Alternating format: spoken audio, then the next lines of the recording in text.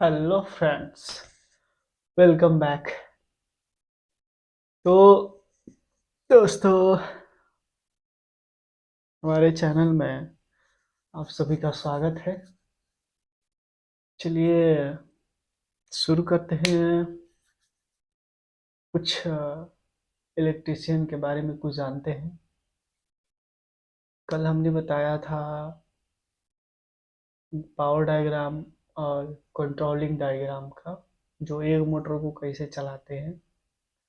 आज हम सीखेंगे एक मोटर को रिवर्स और फॉरवर्ड पावर डायग्राम, और उसी को रिवर्स फॉरवर्ड में कंट्रोलिंग डायग्राम कैसे करते हैं, आज सीखते हैं।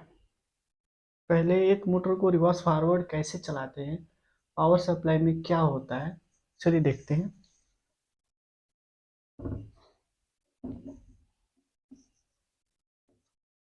रिवर्स फॉरवर्ड, देखिए सबसे पहले हम क्या करेंगे। एक जो हमारा ये थ्री फेज सप्लाई है, ओके, आर वाई बी, ठीक है। दूसरी चीज, हमारा ये कॉन्टेक्टर है,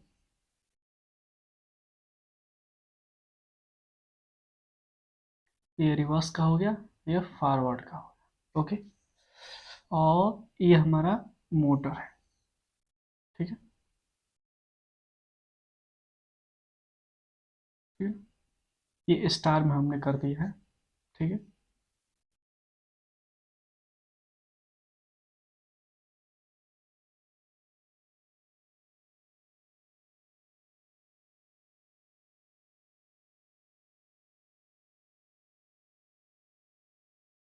ठीक है, U2 V2 W2, ओके। ये हमारा वाइंडिंग है जो हमने स्टार में कनेक्शन किया है। 3 लीड को शॉर्ट कर दिया है और 3 में सप्लाई देंगे, ठीक है। ये हमारा कॉन्टेक्टर है।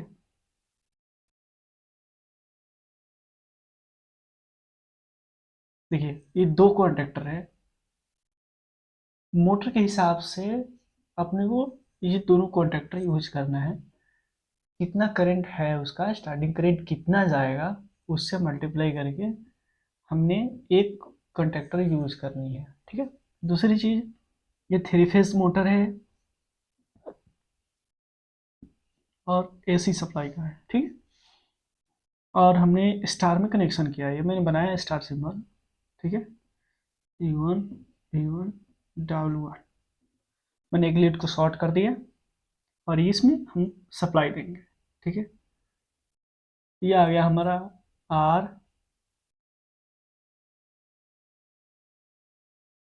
वाई, और ये रहा बी, ठीक है। ये हमारा आर वाई बी फेज आ गया। तो दूसरी चीज, यहीं से उठाएंगे,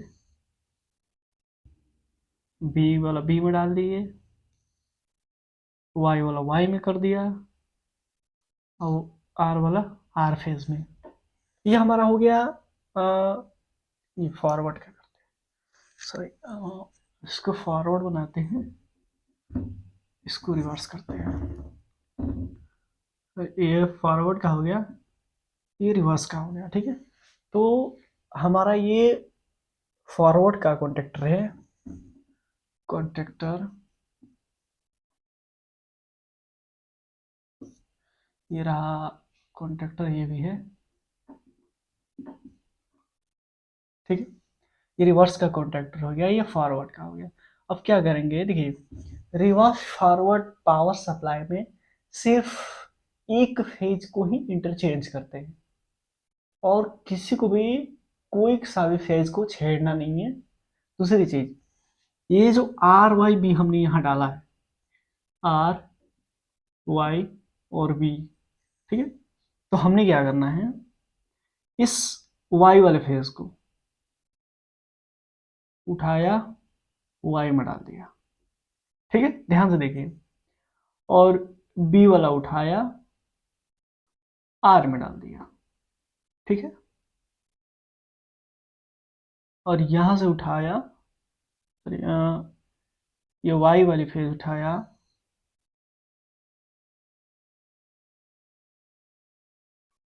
वाई में डाल दिया।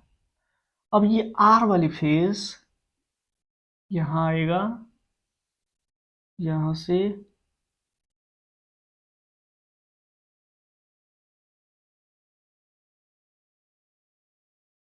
यहाँ पे आ जाएगा, और फिर ये आर या बी फेज।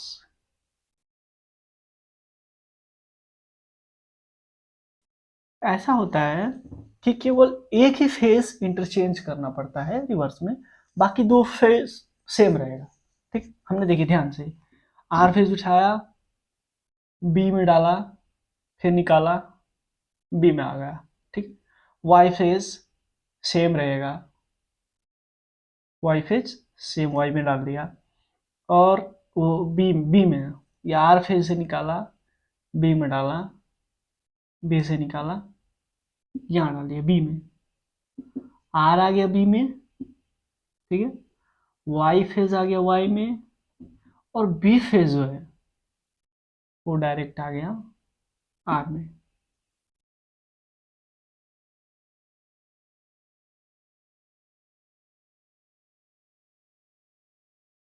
दो फेज को चेंज करते हैं, हाँ तो दो ही फेज हुआ। ठीक है, ठीक है, ठीक है, कोई दिक्कत नहीं। देखिए, ये आर फेज यहाँ आ गया, वाई फेज यहाँ एक, बाकी दो फेज को इंटरचेंज कर सकते हो, कोई दिक्कत नहीं है। ठीक है, तो ये हमारा फॉरवर्ड का हो गया, रिवर्स का हो गया कंडक्टर। और जो भी उपकरण है, रिले वगैरह, यहाँ रिले वगैरह डाल सकते हैं, कोई दिक्कत नहीं है, यहाँ रिले वगैरह डाल सकते हैं। ठीक ना, वो मोटर के लोड के हिसाब से। यह हमारा रिवर्स फॉरवर्ड का पावर डायग्राम हो गया। ठीक है, अब चलते हैं इसका कंट्रोल डायग्राम।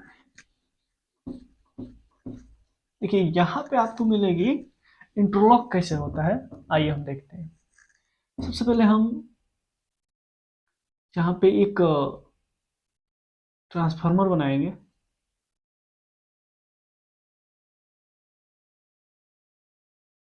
ये ट्रांसफार्मर की सिंबल है, हमने 440 दिया। ठीक है, यहाँ 220 निकला आउटपुट, 0 वोल्ट, 220 वोल्ट। हमने यहाँ से उठाया, एक फ्यूज लगाया, या एमसीबी डाल सकते हो, फ्यूज ना हो तो एमसीबी डाल सकते हो, कोई दिक्कत नहीं है। ठीक है, और ये ट्रांसफार्मर की जगह पे आप एसएमपीएस भी यूज कर सकते हो, अगर आपके पास 220 का हो तो। ये तो ज़्यादातर 220 टू 24 वोल्ट डीसी में देता है, यूज नहीं करना है, आपको ट्रांसफार्मर यूज करना है। और ये दो फ्यूज हो गया, फ्यूज या एमसीबी, सिंगल पोल। ठीक है, और ये हमने लिया, एक ओवरलोड बनाया,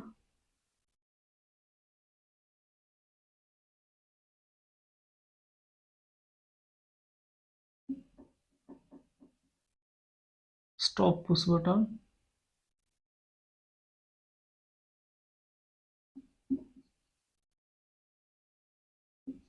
ये ओवरलोड रिले हो गया। ठीक है, एनसी है, ध्यान रहे। और ये स्टार्ट बटन,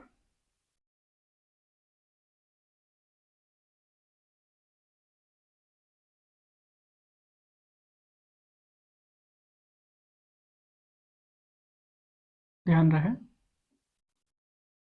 ये हमारा हो गया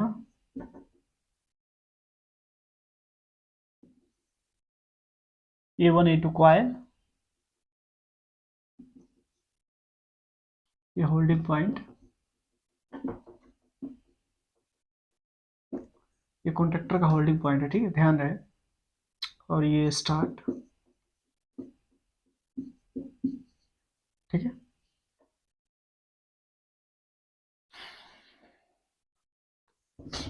और ये जो 0 वोल्ट है, आपको डायरेक्ट लाके एक कॉयल के A2 में सप्लाई दे देनी है। ठीक है, ये हमारा हो गया फॉरवर्ड का। ठीक है, आप इसी को बनाएंगे हम रिवर्स में। क्या बनाएंगे? रिवर्स में। सर यहाँ फॉरवर्ड हो गया ना, यहाँ पे एक इंटरलॉक मार देते कि दोनों में चालू ना हो। ठीक है, एनसी, रिवर्स का एनसी हो गया, डायरेक्ट उसके कॉइल में चला गया। ठीक है, अब यहीं से हम ओवरलोड से उठाएंगे एक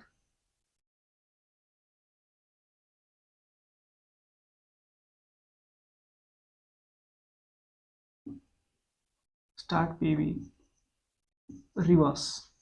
ये स्टार्ट पीवी का रिवर्स फॉरवर्ड रिवर्स वाली है, और इसी के कॉइल में से हम लोग डालेंगे, ये कॉन्टेक्टर का कॉइल है, होल्डिंग पॉइंट है, होल्डिंग एनओ। ठीक है, ध्यान से देखिएगा।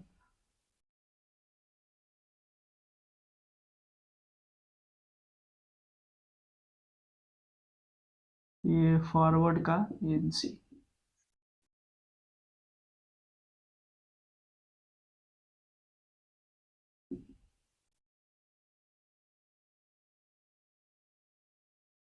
Reverse forward. चलिए अब देखते हैं इसको कैसे काम करता है ये। ओके, सबसे पहले ट्रांसफार्मर एक लगाएंगे 440 टू 220, उसके बाद दो फ्यूज डालेंगे। ठीक है, या एमसी भी डाल सकते हो, कोई दिक्कत नहीं है।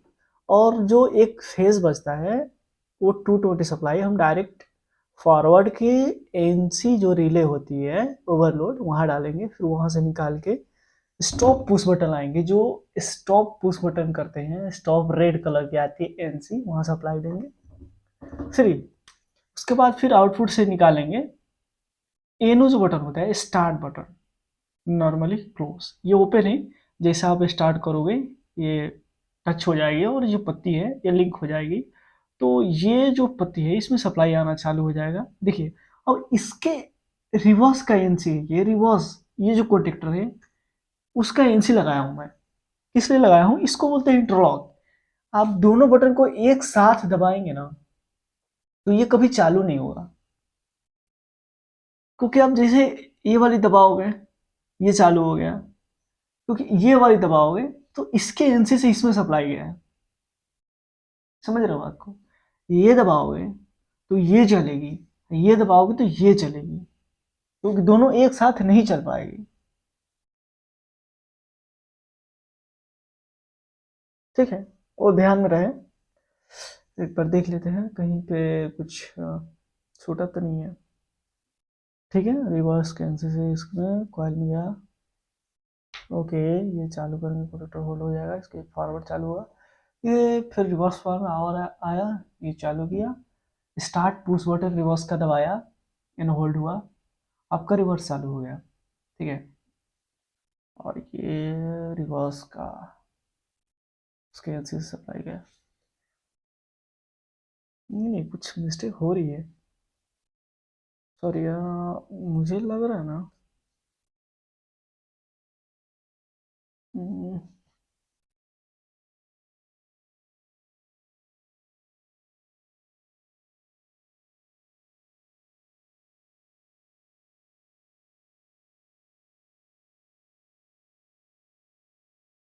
ठीक है, उसके एनसी से उस बटन से निकाला, रिवर्स के एनसी में गया,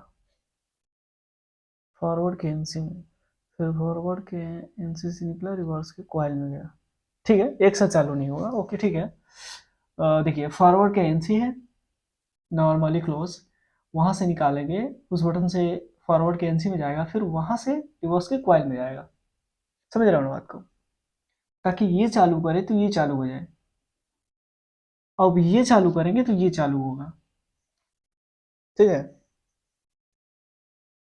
ये स्टॉप करने के लिए मैं नहीं लगाया, डायरेक्ट आप स्टार्ट कर सकते हो। ठीक है, स्टॉप करने के लिए यहाँ स्टॉप करोगे डायरेक्ट स्टॉप हो जाएगी। अगर आप स्टॉप करने के लिए भी डालते हो तो यहाँ पे एनसी डाल सकते हो, कोई दिक्कत नहीं है। ठीक है, यहाँ से एक एनसी डाल सकते हो, स्टॉप पुश बटन। तो ये हमारा हो गया स्टॉप पुश बटन, यहाँ से भी इसको भी स्टॉप कर सकते हो, कोई दिक्कत नहीं होगी, ठीक ना। और स्टार्ट, ओके, ठीक है। तो ये हो गया हमारा कंट्रोलिंग डायग्राम रिवर्स फॉरवर्ड का, ठीक है। ये रिवर्स फॉरवर्ड का कंट्रोलिंग डायग्राम।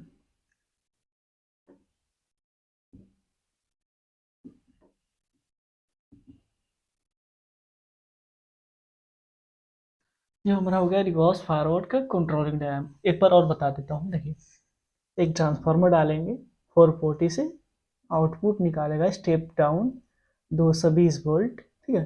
तो एक हमको फेज लेनी है जो कि एमसीबी या फ्यूज में लेंगे, ठीक है, लोड के हिसाब से 2 एम्पियर, 3 एम्पियर, 4 एम्पियर, 6 एम्पियर इतना लेंगे।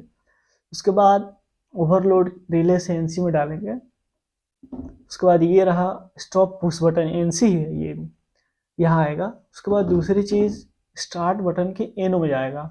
फिर वहीं से एक केबल निकालेंगे, कॉन्टेक्टर के एनो में जाएगा, होल्डिंग के लिए, ध्यान रहे। दूसरी चीज़ फिर वहाँ से निकालेंगे, तो ये रिवर्स का जो एनसी है, इसका एनसी, कॉन्टेक्टर में एनो एनसी पॉइंट रहती है, और नहीं तो उसमें अगर नहीं दिया रहेगा तो साइड में, अप साइड में एक 2 पॉइंट का एनो एनसी ऐड हम लोग बोलते हैं, ऐड ऑन ब्लॉक, उसका नाम ऐड ऑन ब्लॉक है, तो वो यूज कर सकते हैं, ठीक है। हालांकि हर एक कॉन्ट्रैक्टर में अंदर ही फिटिंग रहती है, माउंटिंग रहता है, तो बाहर से बहुत कम लोग यूज़ करता है। जैसे उसका एनुअल से ख़राब हो गया, किसी वजह से कॉन्टैक्ट नहीं बना रहा है, तो हम ऐड ऑन ब्लॉक यूज़ कर सकते हैं, ठीक है। दूसरी चीज़, ये होल्डिंग का समझ गए। उसके बाद रिवर्स का एनसी में जाएगा, फिर उसे से आउट निकल के फॉरवर्ड के कॉइल में जाएगा। देखिए ध्यान से, उसके एनसी से इसके कॉइल में जाता है, और इसके कॉइल के एनसी में इसके कॉइल में जाता है, इसके एनसी से इसके कॉइल में, रिवर्स के कॉइल में, ताकि दोनों एक साथ चालू ना हो, ठीक है, रिवर्स और फॉरवर्ड। वरना ये जो कॉन्ट्रैक्टर है ना, वो जो पावर डायग्राम का कॉन्ट्रैक्टर बताया था, वो ब्लास्ट कर जाएगा, ठीक है, ध्यान पे रहे। देखिए ध्यान से, और फिर फॉरवर्ड करने के लिए हमने क्या लगाया, रिवर्स करने के लिए फिर यहीं से एक सप्लाई उठाया, पहले से स्टॉप उस बटन में डाल दिया, फिर उसके आउटपुट से हमने एनो पॉइंट में सप्लाई दिया, ठीक है। दूसरी चीज, उसके कॉन्ट्रैक्टर के एनो में से फिर निचले कॉन्ट्रैक्टर में एनो में डाल दिया। उसके बाद यहाँ से जो आउटपुट जा रहा है वो एनसी या फॉरवर्ड का एनसी, इसका इसका जो फॉरवर्ड का एनसी है वहां से इसके क्वाइल में जाएगा, समझ रहे हो। ताकि अगर ये कॉन्ट्रैक्टर अंदर पिक रहे, तो ये की पोजीशन क्या होता है, ये जो एनसी है वो एनो हो जाता है। ये इसको कंट्रोल इंटरलॉक बोलते हैं, सेफ्टी के लिए लगाते हैं। देखिए ध्यान से, ये चालू होगा, फॉरवर्ड अगर चालू करेंगे तो ये वाली जो एनसी पॉइंट है, ये वाली ये वाली जो एनसी पॉइंट है ये एनो हो जाता है, ठीक है। ध्यान से सुनिए, ये वाली जो पॉइंट है ये एनो हो जाता है, दबेगा, एनो हो जाएगा, आपका ये पोजीशन फॉरवर्ड में चालू हो गया। दूसरी चीज, आप ये चालू करना चाहेंगे तो चालू नहीं होगा, क्योंकि ये एनसी से उसके कॉइल में गया है, तो ये एनो पॉइंट हो जाता है, तो ये आप इसको चालू नहीं कर सकते एक साथ दोनों, केवल एक ही चलेगा। इंटरलॉक का फायदा ये है कि आप एक ही चला सकते हो, एक ही कॉन्ट्रैक्टर से, दो कॉन्ट्रैक्टर से आप रिवर्स फॉरवर्ड चला सकते हो। लेकिन मोटर एक ही रहता है, तो रिवर्स और फॉरवर्ड एक साथ नहीं चलता है, तो इसलिए हम अलग अलग चलाते हैं और इंटरलॉक भी करते हैं, ताकि कोई गलती से भी अगर दबा दे एक साथ तो रिवर्स फॉरवर्ड में चालू ना हो, ठीक है। अगर रिवर्स चल रहा है तो ये तो अगर पिक कर गया, कॉन्ट्रैक्टर पिक हुआ, तो ये जो एनसी पॉइंट है ये नो हो जाएगा। हाँ, तो ये आप चालू करना चाहोगे, चालू नहीं होगा, क्योंकि यहाँ से एनसी है रिवर्स का, तो वहाँ सप्लाई ही नहीं जाएगा। तो इसीलिए हम सेफ्टी के लिए लगाते हैं, ठीक है। और बाकी ये कॉइल का, रिवर्स का कॉइल है जो कि A1 A2 कॉइल का टर्मिनल का नाम होता है। आप कॉन्ट्रैक्टर किसी का भी देखेंगे तो A2 A1 वो कॉइल का सप्लाई का नाम होता है। हालांकि आप A1 और A2 में सप्लाई और रेजिस्टेंस दोनों चेक करेंगे तो वहां पे आ जाएगा। हम अगले वीडियो में बताएंगे कि कैसे कैसे प्रॉब्लम सॉल्व करते हैं, कैसे कैसे चेक करते हैं, ठीक है। तो ये रहा A1 A2, कॉइल का एक टर्मिनल और दूसरा टर्मिनल A2 है, जो कि हमारा 220 सप्लाई है। 220 110 24 वोल्ट। हर कॉन्ट्रैक्टर का यही कॉइल वोल्टेज होती है, 220 110 24 वोल्ट। और हालांकि 440 वोल्ट 415 वोल्ट, ये जो डुअल स्टार्टर होता है उसका कॉइल 415 वोल्ट की ही होती है, ठीक है। उसमें डबल फेज दिया जाता है। ये हमारा चार कॉइल है, 1 2 3 4, 415 220 110 और 24 वोल्ट। हमारा कोई सा भी कॉन्ट्रैक्टर हो गया, एक्सिलरी कॉन्ट्रैक्टर हो गया, बड़ी से बड़ी कॉन्ट्रैक्टर हो जाएगी, तो 220 110, ये ज़्यादातर दो ही यूज होता है, 220 और 110। हर एक इंडस्ट्रियल एरिया में, कंपनी में जाएंगे तो आपको दो ही चीज मिलेगी। और ज़्यादा सेफ्टी के लिए हम लगाते हैं 24 वोल्ट। एक्सिलरी कॉन्ट्रैक्टर में ज़्यादातर 24 वोल्ट सप्लाई दी जाती है। आप कॉन्ट्रैक्टर के ऊपर देख सकते हैं A1 A2 लिखा रहता है। और दूसरी चीज, और एक चीज बता देता हूँ,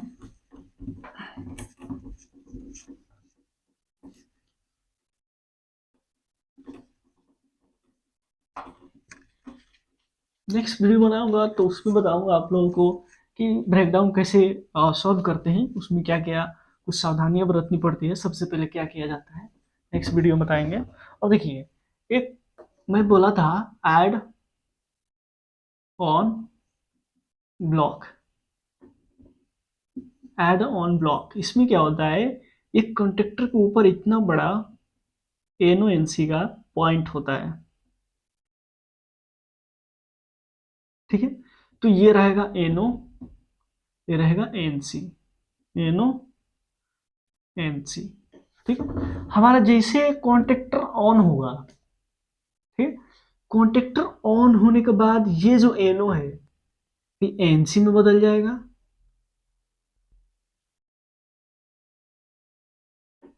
ठीक है। और जो ये NC है ये NO हो जाता है।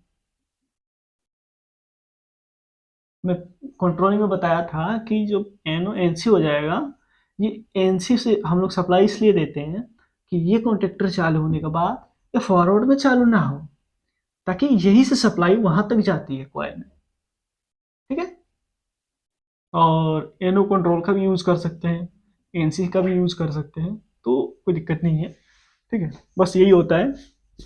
इसमें क्या होता है, इसमें एक 2 पॉइंट वाला NONC होता है, एक सिंगल पॉइंट वाला, ध्यान रहे, दो तरह का होता है। ये दो वाला हो गया, एक सिंगल पॉइंट का NONC हो गया, ओके।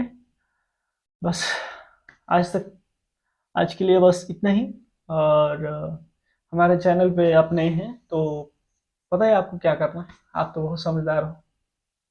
शेयर करें, सब्सक्राइब करें, और जितना हो सके शेयर कीजिए, और लाइक जरूर करें, और बेल आइकन को दबा दो यार। देखो, अब आप ये मत सोचिए कि हमारा व्यूज नहीं है, सब्सक्राइबर नहीं है तो कोई बातें आप नहीं सीख पाओगे। सीखने के लिए अगर देखा जाए तो ज्ञान अगर मिलता है तो किसी बच्चे से भी ले लेनी चाहिए, ताकि इंडिया में धरती पे कोई भी हो, अगर ज्ञान बच्चे के पास है तो उससे प्यार से ले लेनी चाहिए। ये नहीं सोचना चाहिए कि हमें बहुत ज्ञान हो गया है, हम तो अभी सीख रहे हैं और पूरा जीवन भर सीखेंगे। और जो भी है हमारे पास, हमको सबको बताना चाहते हैं, जो भी है हमारे पास सब दे देंगे, सबको जितना नॉलेज है सब बांट देंगे। बस, बस आप लोग की दुआ है, बस ऊपर वाला है। जय हिंद, मिलते हैं नेक्स्ट वीडियो में, तब तक के लिए जय श्री राम।